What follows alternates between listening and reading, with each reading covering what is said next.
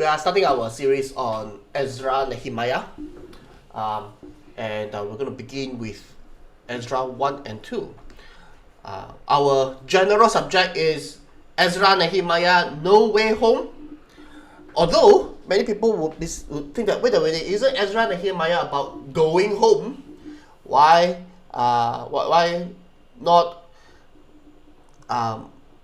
Why No Way Home? Why not Homecoming? Well, the first one can be Homecoming, but the entire thing, if you look at it, it's not that positive. Actually, the book of Ezra and Nehemiah, it is more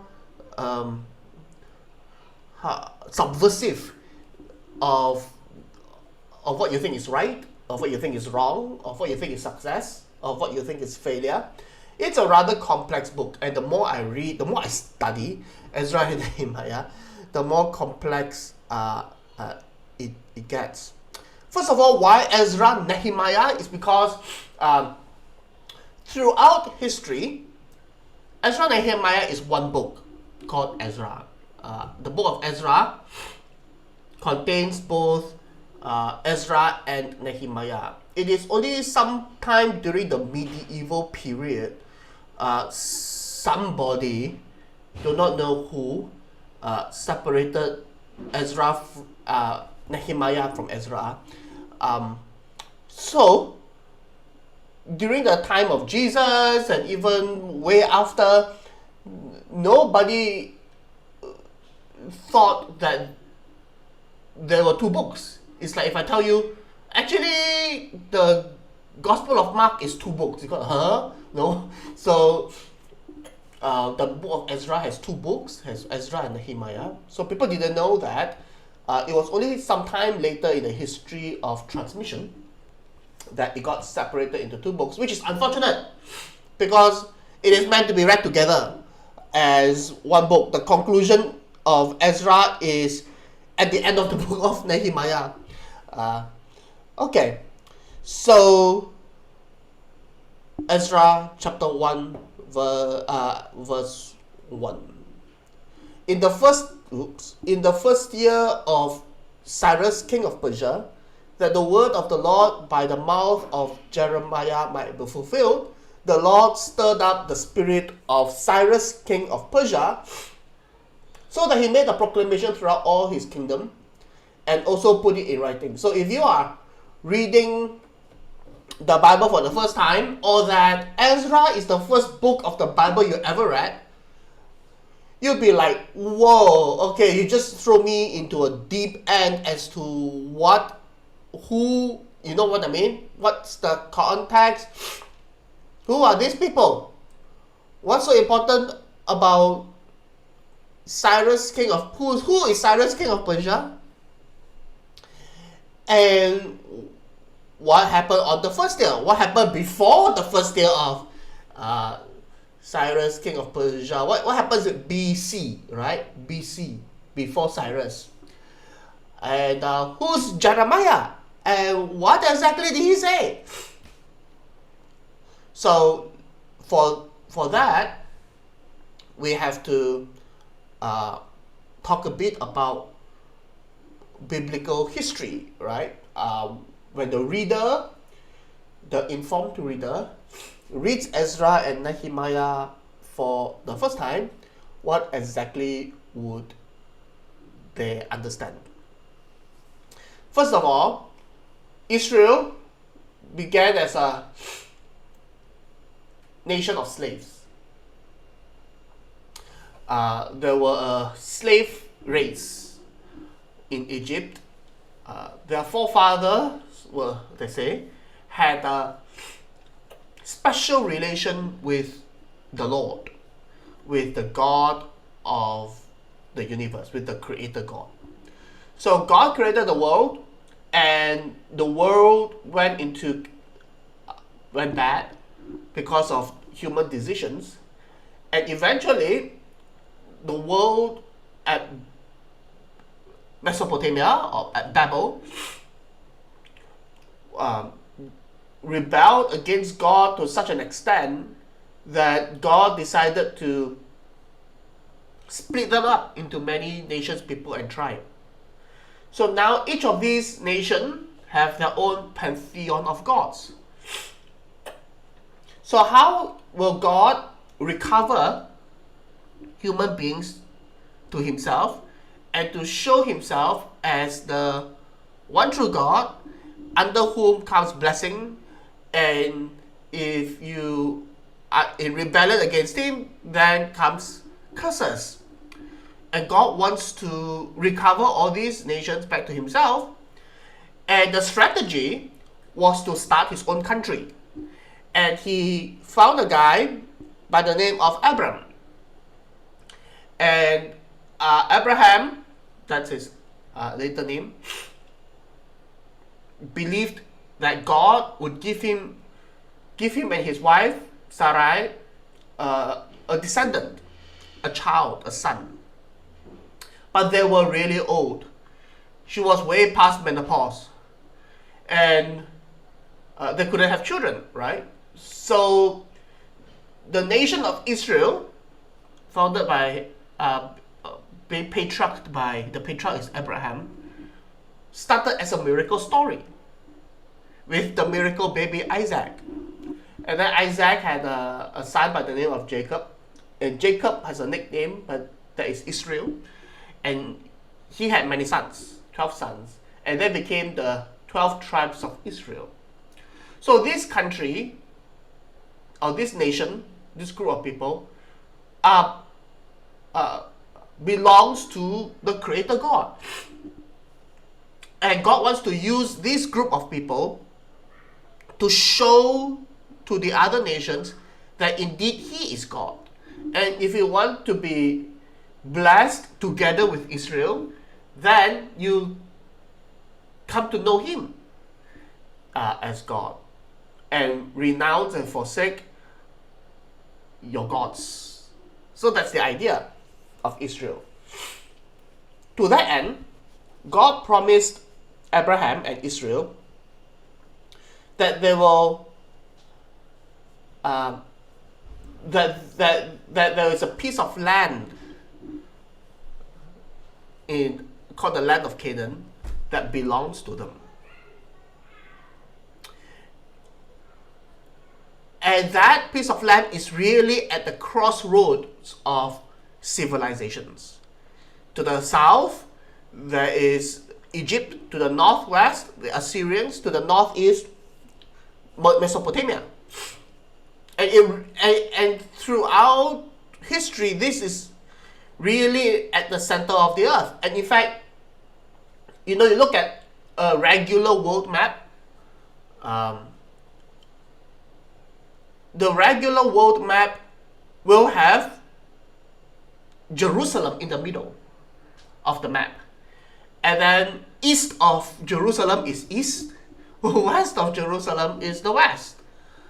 That's the middle of the map. So in a very real sense, it is the middle of the world to attract all the nations back to God. But God said, if you don't follow what I say, if you also rebel against me like all the other nations, well, I will try my. You know what? We'll go on for a while. We will go on for a while, hoping that you will one day willingly submit yourself to God and live the kind of lives that God wants you to live, and be the kind of people, the kind of nation that God wants you to be, so that you can be attractive to all these other nations.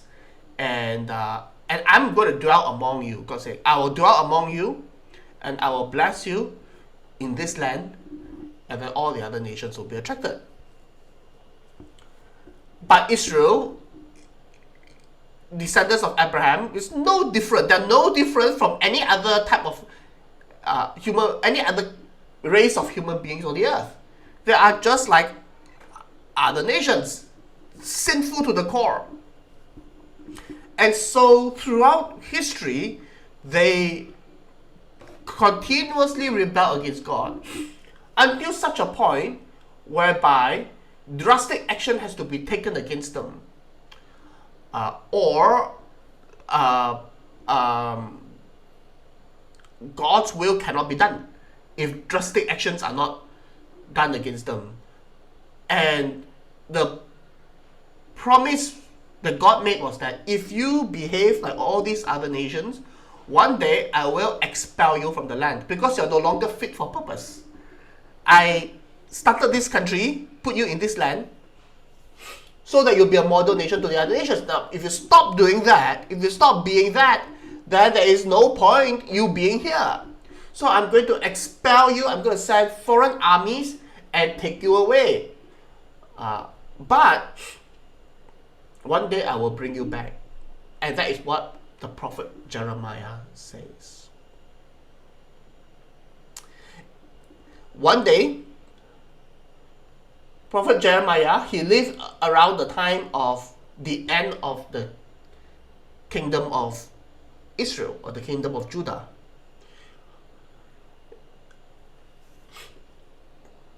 And Israel was in its normal rebellion, and this time they heightened their rebellion. It was like completely godless kind of a nation.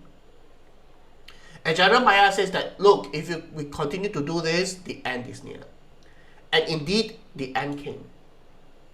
And that was the Babylonian Empire.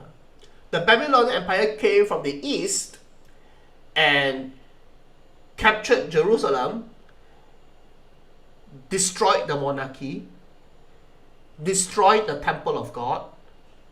So the temple of God that King Solomon built was completely destroyed, and the people were taken into exile.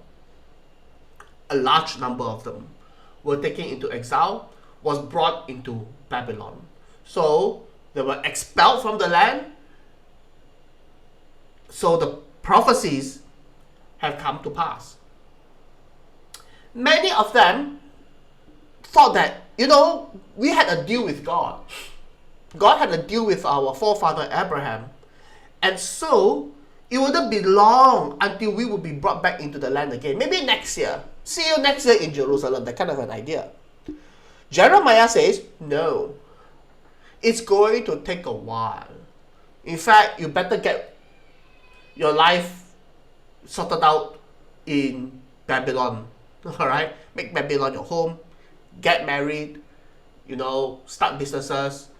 Find work. Build houses. Get on with life. Because it's going to take a while. How long? It's going to take 70 years. So, people who knew about this prophecy, that 70 years, kept counting. One of them was Daniel, who kept counting, and we have done the book of Daniel already.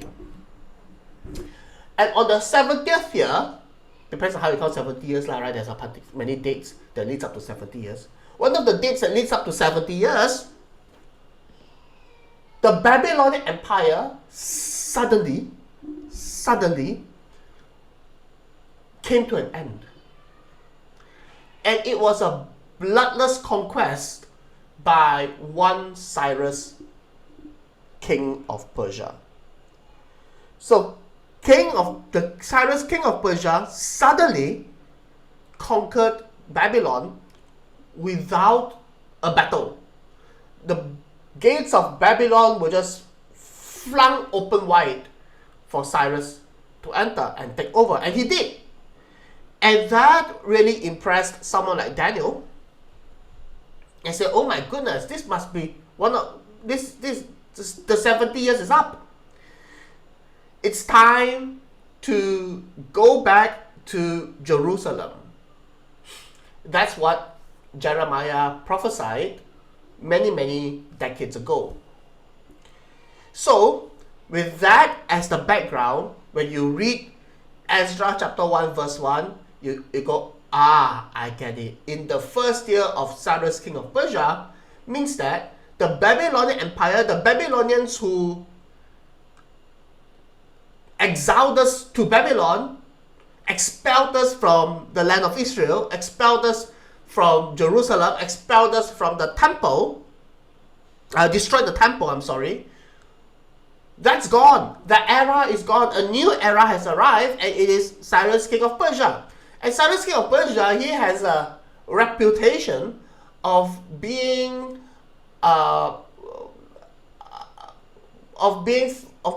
very, very enlightened. He likes to see himself as an enlightened ruler. The Babylonians' strategy of how to make sure that your enemies, how to build an empire, how to have an empire, was to exile people. Right? As the Don said, keep your friends close, keep your enemies even closer. And so he kept all these conquered people, like the Jews and other nations, in Babylon. We all live together here. Cyrus had a different idea about how to rule an empire. His idea is that what is the point of having all these conquered people living in Babylon? What we should do is send them all back. Send the Jews back to where they come from. Send everyone else back to where they come from. So that they can work the land, so that we can have actually provinces, you know what I mean? So that we can actually have provinces, colonies, and we can have an actual empire. So let them go back and tax them. Now, if you ask the question, well, how are they, when they go back, wouldn't they go back to like their old ways, you know?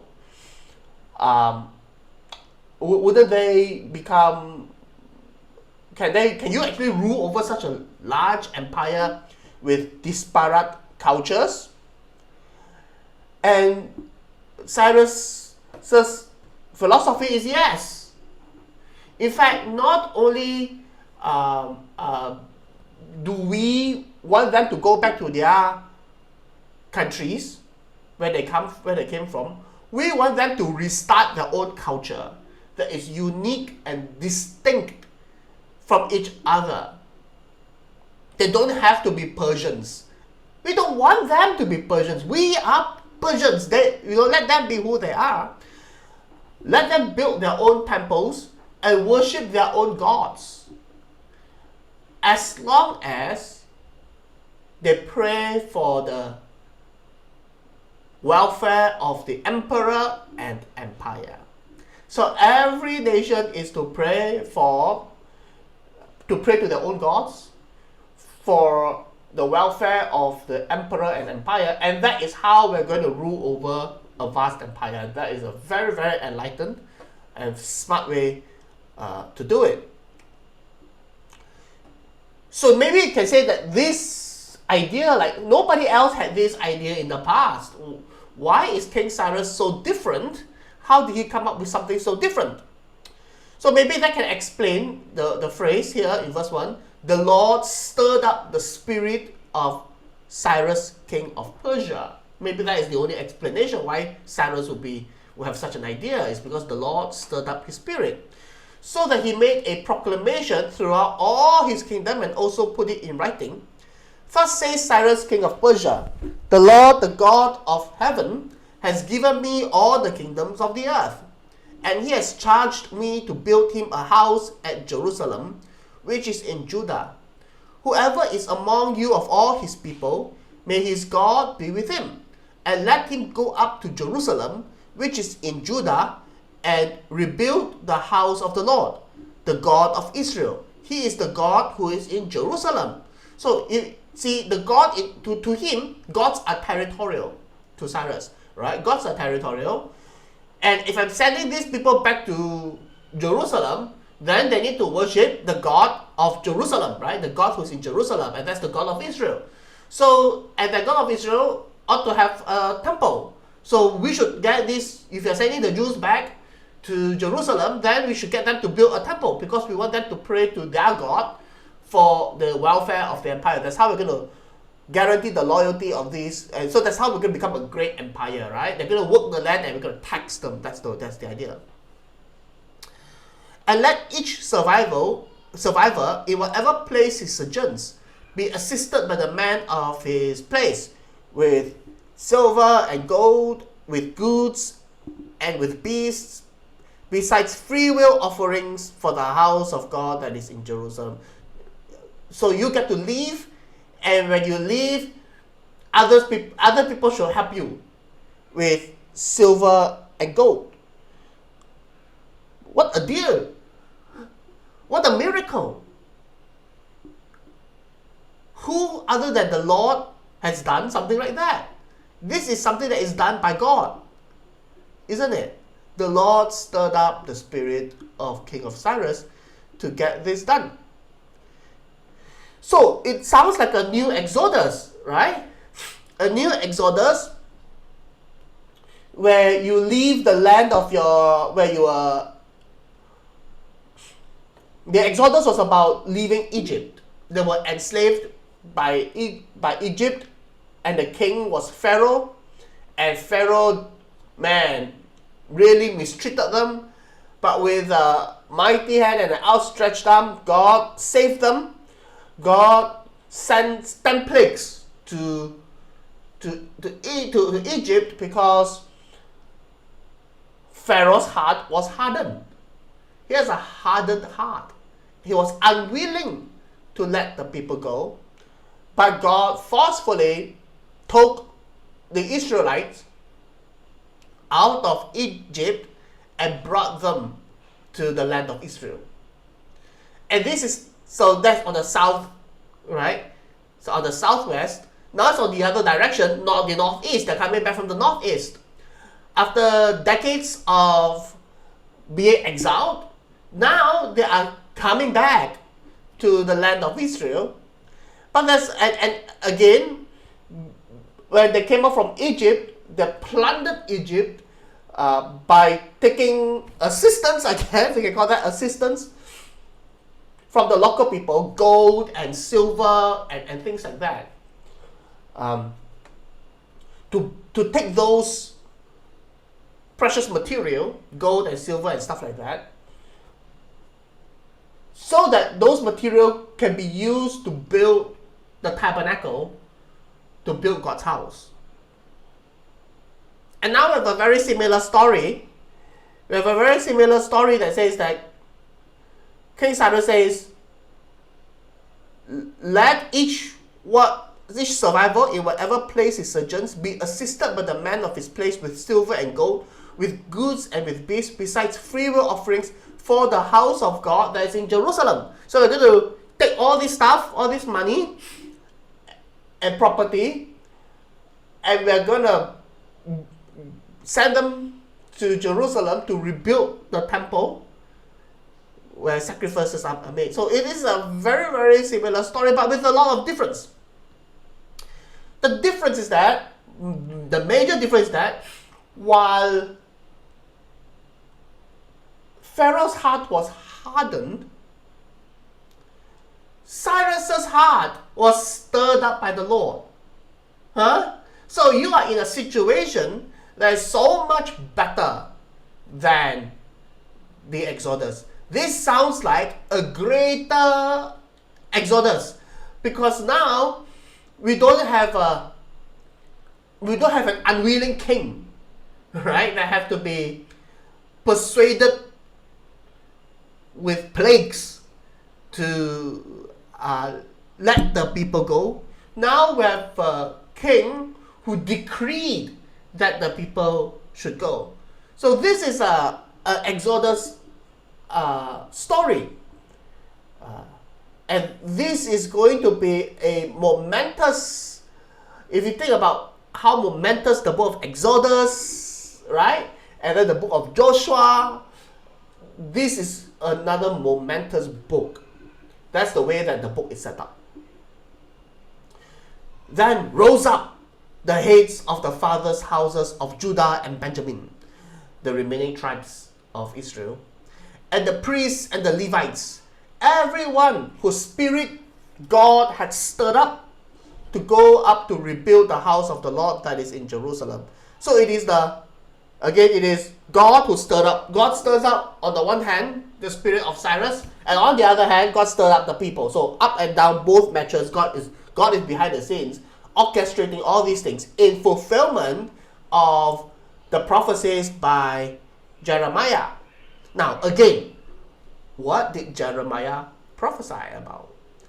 Only that they will go back to Jerusalem? No. Yes, they'll go back to Jerusalem, but greater things. I have a plan to prosper you. Right? I will make a new covenant with you. I will put my law in your hearts. This exodus, this return to the land of Israel, the Holy Land, is going to far outstrip whatever Moses ever did, whatever Joshua ever did, whatever Solomon and David ever did. This is going to be the greatest golden age of Israel ever. So that's the setup. And all who were about them aided them with vessels of silver, with gold, with goods, with beasts, and with costly wares, besides all that was freely offered, because it is King Cyrus who ordered that to happen.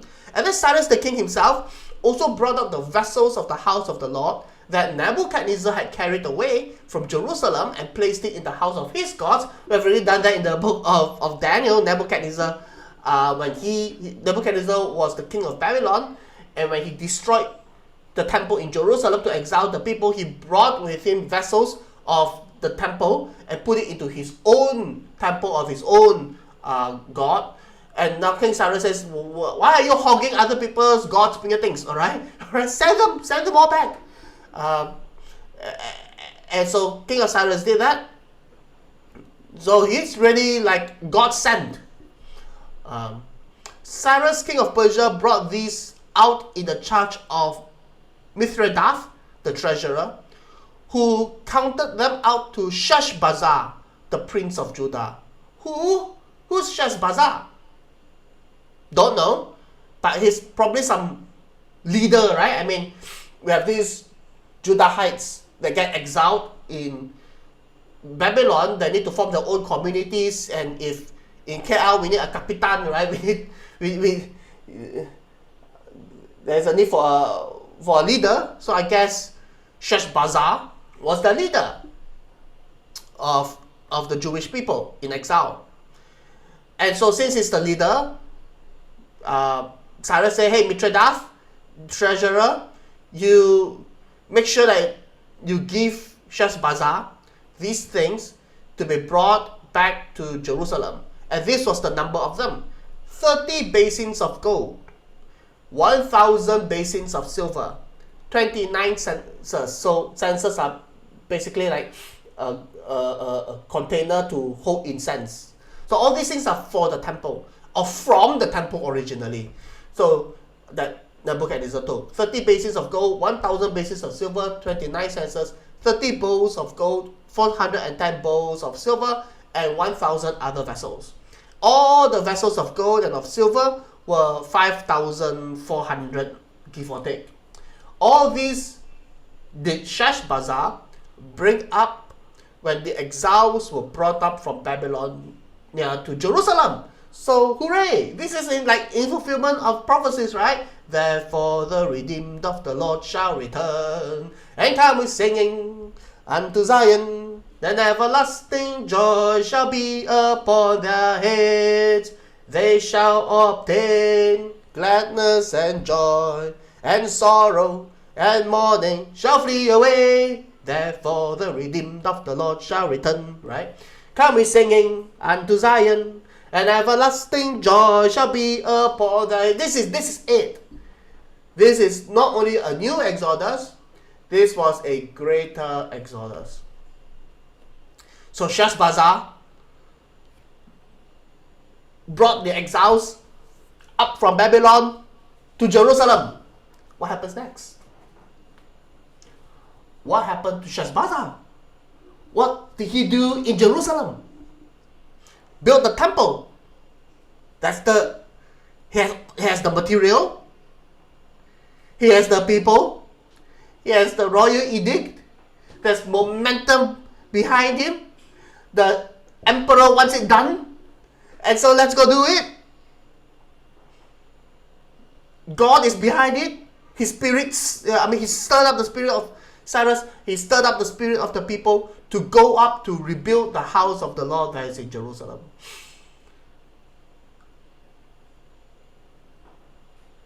And nothing got done. And that's the end of Sheshbazzar. You go, huh? This is an anticlimax of Sheshbazzar's story. We started off with King Cyrus says, go back to Jerusalem, rebuild the temple, and all these items that brought back out, and all these goods and beasts and costly ware, all the free offerings, and all these priests, Levites, everybody, raring to go back to Jerusalem, and they did go back, but then that's the end. The whole thing collapsed. It didn't work out for Sheshbazzar. And as the reader, you will scratch your head and go like, whoa, the new Exodus just fizzled out? And the answer is yes. And that's basically the book of Ezra and Nehemiah. The book of Ezra and Nehemiah is really about a revival that fizzled out.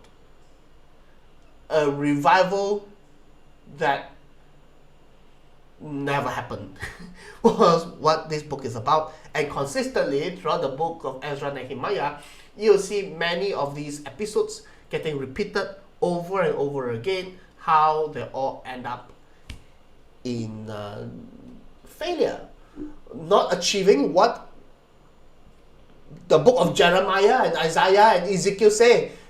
Isaiah, Jeremiah, Ezekiel, they really talk about a glorious future, a new golden age that outstripes the golden age of David and Solomon. We're going to have, when we come back from exile, Israel is going to be so greater than it has ever been before. But now we have this first homecoming, and this homecoming just fizzled out into nothing. But is that the end? No. Chapter 2 continues and talks about a second effort. Let's try that again. The first, at least we got some people back. That's progress. I mean, that's not entirely nothing either. It's something. They were all exiled in Babylon, but now some of them did come back. They come back and they didn't do anything. Okay, well, it pushed the envelope a little. That maybe you can say you can say that, right? Maybe it's like a relay race, right? You just pass the baton to the next group, to the next generation, to the next era or whatever, and every generation just pushes it a bit further, and that's true. So here's the second effort, chapter 2 verse 1. We're talking about a completely different group of people, not the Sheshbazzar people. That group is over. Who knows what happened to them? Seriously, nobody knows what happened to them. Then we have chapter 2 verse 1. Now these were the people of the province who came up out of the captivity of those exiles whom Nebuchadnezzar the king of Babylon had carried captive to Babylonia. They returned to Jerusalem and Judah, each to his own town.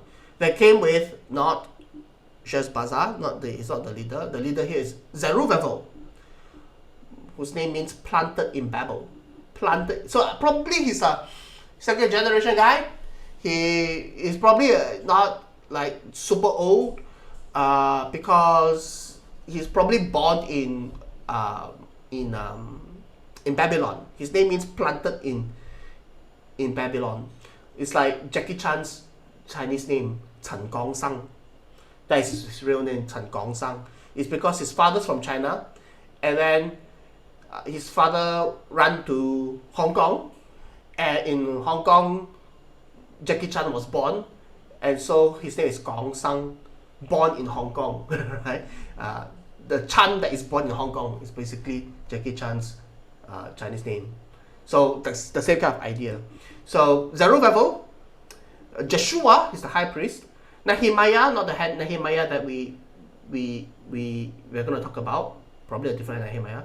Sariah, Reliah, Mordecai, Belshazzar, Mishpah. Mordecai again, not the Mordecai of the book of Esther. These are normal names.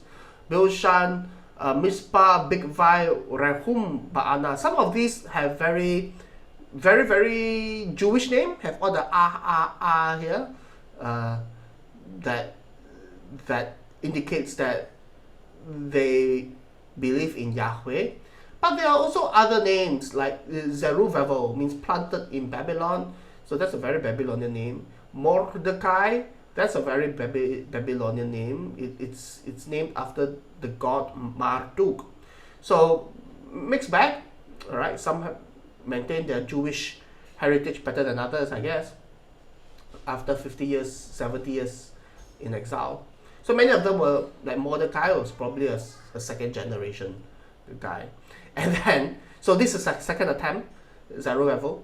And the number of the men of the people of Israel, this is the lay people, and here's the roll call. The sons of Parosh, 2172. The sons of Shephatiah, 7372. The sons of Ara, 775. The sons of Pahath Moab, namely the sons of Yeshua and Joab, 2812. The sons of Elam, the sons of Zatu, sons of Zakai, Bani, Bebai, Asgad. Interesting name. Adonikam, Bigvai, Adin, a lot of people. The sons of Bethlehem, the sons of Metophah, Osmaveth, Kiriath Arim, Ramah, Mikmah, Bethel, and Ai, Nebo, Magbish, the other Elam. There's already one Elam here. The other Elam. The sons of Harim, Lord Hadid, and Ono, the sons of Jericho, Shana. So a lot of people. These are the name list. But if you look at it, it sounds like the size of Adonikam 666, huh? Interesting. How sad. Okay, so we got a roll call of, they maintain the list.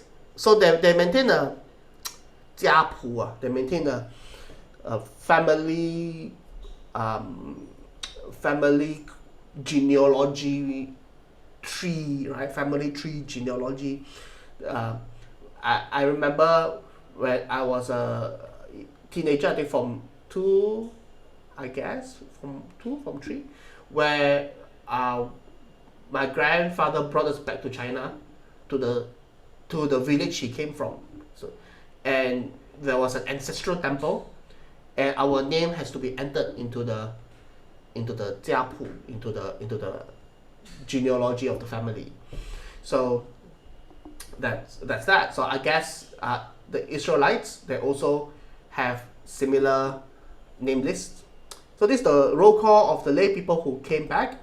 And clergy, the priests, the sons of Jediah of the house of Jeshua, 973, sons of Immer, 1052, Pashhur, 1247, Harim, 1017. Those are the priests. The Levites, the sons of Jeshua, Kadmiel, the sons of Hodaviah, 74. Not a lot of priests, not a lot of Levites that came back, to be honest. Singers, the sons of Asaph, 128. There's a choir group. Sons of the gatekeepers, okay, Shalom, Arthur, Talmon, Akuv, Hatita, Shovai, 139. Temple servants, so this is the clergy class, right?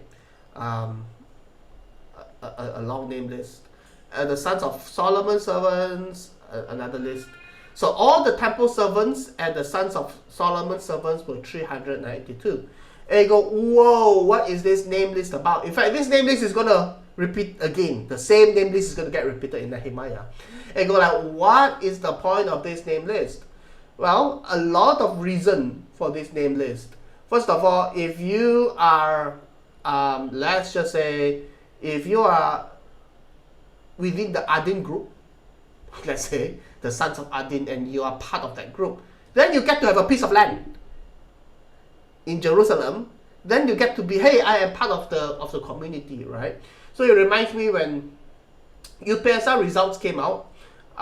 What they did was that they pasted the results. Interesting, they didn't give out result slips. They pasted the results A4 paper, and they stuck it to the school's bulletin board. And when that result came out, right, with name, and then result, name, and then result, name, and then result, right, the whole standard 6 cohort, everyone was at the notice boards. that name list became the most interesting name list of all name lists that these 12-year-old kids have ever seen in their life, right? Because their names are on it, and it's important whether their names are on it and what is said about them on that list. So these names are like meaningless to us because our names. If there's a Feng there, the sons of Feng 323, that's the sons of Feng Shen, I'll be interested in the name list, man. I'll be saying, hey, my family name is in there, so I ought to be a citizen, and I ought to be recognized. I have my rights, and I ought to have my piece of land, right? So it will be important for you if you are part of the name list. Yeah. Now, what happened to people who are not part of the name list? Verse 59. The following were those who came up from Tel Melah, Tel Hasha, Sheruv, Adan, and Immer, though they couldn't prove their fathers' houses or their descent, whether they belong to Israel. They are the sons of Deliah, the sons of Toviah, good Jewish name. My God is good. My Yahweh is good. And the sons of Nekoda, 652. Also the sons of the priests. So we're not just talking about lay people, we're talking about priests as well. The sons of Habaiah, the sons of Hakoz, and the sons of Barzillai, who had taken a wife from the daughters of Barzillai, the Gileadite, it was called by their name. These sought their registration among those enrolled in the genealogies. So these guys, they show up. 652 of them, lay people, and then a bunch of priests showed up as well. They want to register, right, among those enrolled in the genealogies, but their names were not found in there. And so they were excluded from the priesthood as unclean. The governor told them that they were not to partake of the most holy food. I know that you are like a priest, and it seems like you know everything because they should test you, right? Okay, if you really are a priest now, okay, tell me off your head, off the top of your head, right? What should we do on the Day of Atonement? what are your duties? And you will tell you, oh, my grandfather said to have been teaching us. So we were priests in before we were exiled. Our family were priests, but their names were not in the list though. Maybe, I don't know what happened. Maybe earlier when we started out the name list, when we got into exile, and when we got into exile, they said, oh my goodness, we need to preserve our people. So let's create a name list to make sure that you're who you are, we are who we are, you're really one of us. And maybe your grandfather didn't show up to register. So now your names are not there. So because of that, you have no written proof. Even though you look like one of us, even you have names like one of our names, and even it seems so obvious that you are part of us, but no, you're not registered. You are now stateless. So the name list is very important. To be part of the name list is very important. So we say, okay, I know that you are supposed to be part of us, but because your name list you're not in the name list, so you don't have the full rights until there should be a priest to consult Urim and Tumim. until God tells us otherwise, you're not part of us. Is what the governor Zerubbabel said. So Zerubbabel said, you're not part of us until God tells us otherwise, until further notice. I know that you live in the neighborhood together in our Jewish ghetto in some Babylonian district. All right, I grew up knowing your family. My grandfather told me that your grandfather, they were best friends and they were exiled together, but your name is not there. So we cannot be certain of your purity, of your DNA purity. And you go like, what? Is that how we're going to do things now? And the answer is yes. That is how we're going to do things now. And as the reader, you go, that isn't glorious. This doesn't sound like a golden age at all. This sounds like the age of the xenophobes. This sounds like the age of the most no confident people without a people group that has no confidence at all, and they're going at all costs to preserve the purity of the race, so much so that you will exclude people whom you know are of the race, but it's just that, they're not on the name list. They're not on the name list like that. And this kind of a negative tone. So there's all these positive things going on the outward. There's all the King Cyrus made a decree, right? But then low key, Sheshbazzar did nothing. Then high key, another group comes, and then so there's a major key.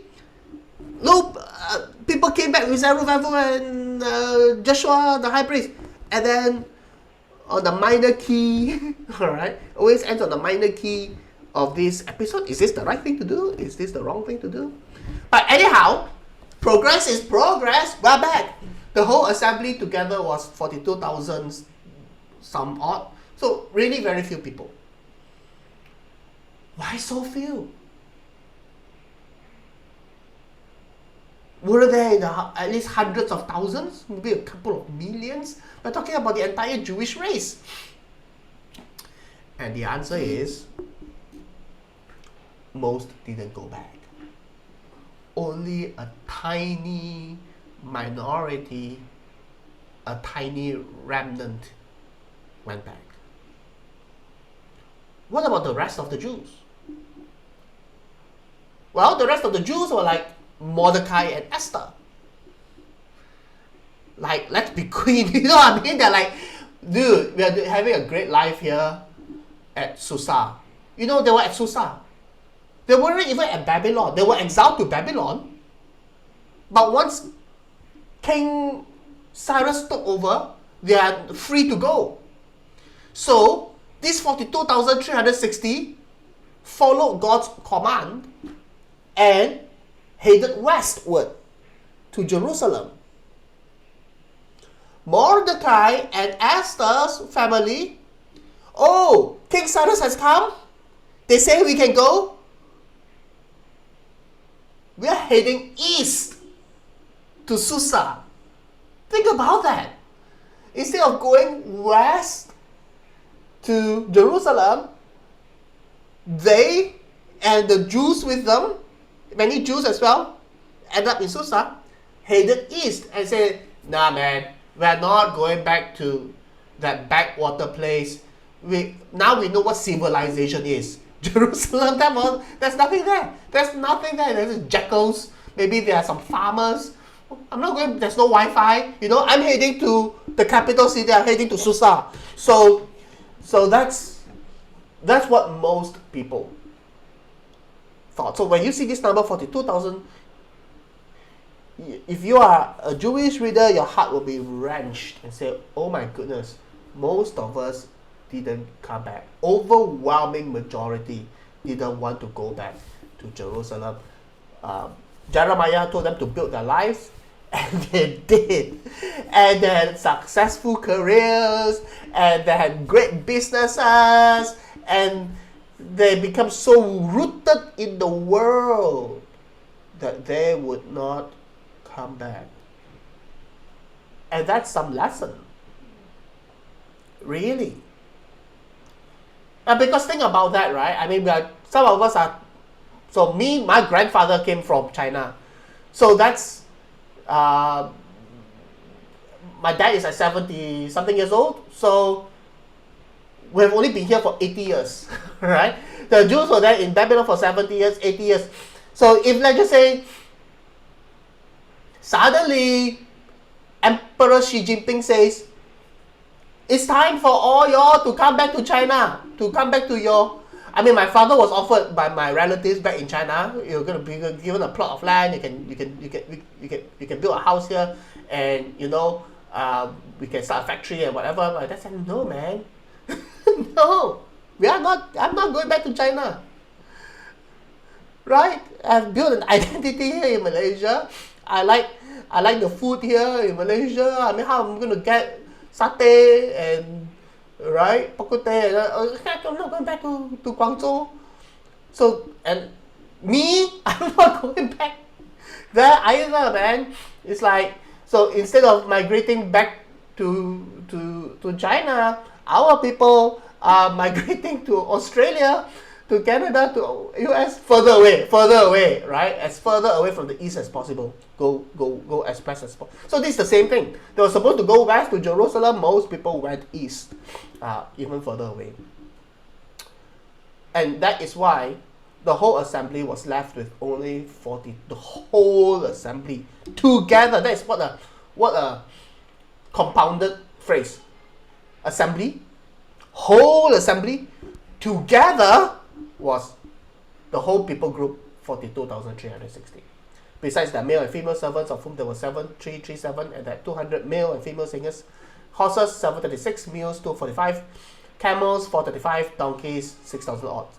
Some of the heads of families, when they came to the house of the Lord that is in Jerusalem, made free will offerings for the house of God to erect it on its site, and that's great. According to the ability, they gave to the treasury of the work 61,000 derricks of gold, 5,000 minas of silver, 100 priest garments. Fantastic. Now the priests and the Levites, some of the people, the singers, the gatekeepers, and the temple servants lived in their towns, and all the rest of Israel in their towns. And that's great news. That's progress. But that is nothing like the start of a golden age. The greatest Israel has ever been. This looks like a pale shadow of what the prophets say there ought to be. So were the prophets wrong? Did Isaiah, Jeremiah, Ezekiel prophesy wrongly that the return, that they said the return is going to be glorious? It's not glorious. They did return, but it was anything other than glorious. This, therefore, the redeemed of the Lord shall return. Turns out, the return that God is really about, that the prophets were prophesying, was not a return to the physical Jerusalem. But we have come to a heavenly Jerusalem, to a heavenly assembly with innumerable angels and saints, not 42,360, and everyone who's purified by the blood of Christ, not making some nameless. Therefore the redeemed of the Lord shall return, and come with singing unto Zion, and everlasting joy shall be upon the head. We have come, brothers and sisters, to Mount Zion. The revival that the prophets were talking about is the revival that we are in. The revival that is brought by the Messiah of Israel, brought by Jesus. That is why Ezra and Nehemiah highlights the failure. The book of Ezra and Nehemiah is to tell us that this is not it. This is not the fulfillment. If this were the fulfillment of what the prophets have been talking about, there is no need for the Messiah. But this was not the fulfillment. It doesn't look like it at all. So we are hoping and we are expecting for a future fulfillment when the Messiah comes. And brothers and sisters, the Messiah has already come and we are back. We have come to the glorious heavenly Jerusalem. And Christ is going to come again. And we will be there together with all the saints. And God in our presence. And all the nations come to Christ. In the new heaven and new earth. In a new Jerusalem. That's what this book is pointing to. And I'm glad that we made a start. And hopefully, in the future weeks, we will explore more and more about this theme, these themes that the book of Ezra and Nehemiah wants to highlight. A new Exodus, but not one that begins with Sheshbazzar, but one that begins with Jesus of Nazareth.